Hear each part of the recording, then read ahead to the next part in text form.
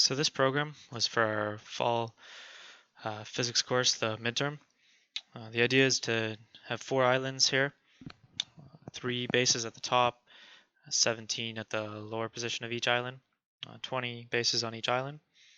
And each island is like a team. So the idea is the bases are going to shoot at each other. 2 bases from each island are going to shoot at a time, and they're trying to take out all the bases on the other islands. So each turn, 1 lower base and 1 higher base is going to shoot at its target. And they're going to keep shooting each turn until all the other bases are out. So the program starts off with placing the bases. There's 4 island message, and I get the max Y value for each of those messages. And the 17 lower bases are all randomly placed between 3 and 5% of that max Y value. There's the 3 higher bases are manually placed, and they're roughly around each peak. So I've got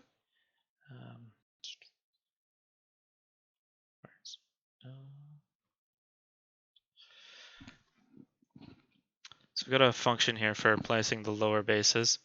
It's a pretty bad function that needs a little work done. For example, like we've got the while loop, and there's a lot of missed cases because we're just randomly getting vertex from the current mesh and checking if it's in between 3 and 5% of the max Y. So there's a lot of optimization to be done here, but for the purposes of the midterm, it works so fine. So during the main runtime loop, it's going to check if any bases are shooting.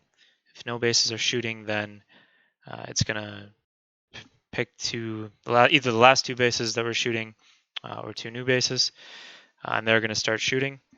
So each base has a target, and it's going to place a shot at its position and assign X and Z velocity to its shot. So that's how it's going to head towards its base. And the Y velocity is just going to have a default value to start. But the trick is that there's going to be some gravity simulation going on,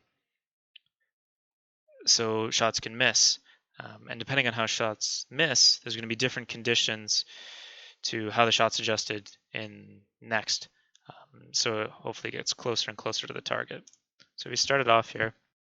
If it's a hit, the base is going to go from green to gray. And it can hit more than 1 bases at a time.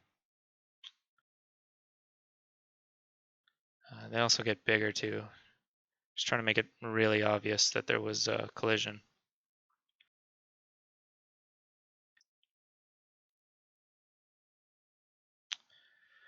So there's definitely a few bugs with it. There's some problems with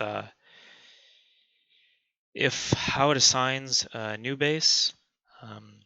Like if the base that should be shooting dies, that code definitely needs to get fixed up. And there's a lot of problems with how the miss conditions works, right? So if it shoots under a base, then the Y velocity should increase.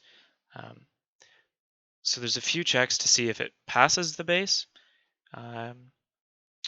So say it goes over a base, but it hits like the boundary on the negative Y, then it would need to decrease the Y value.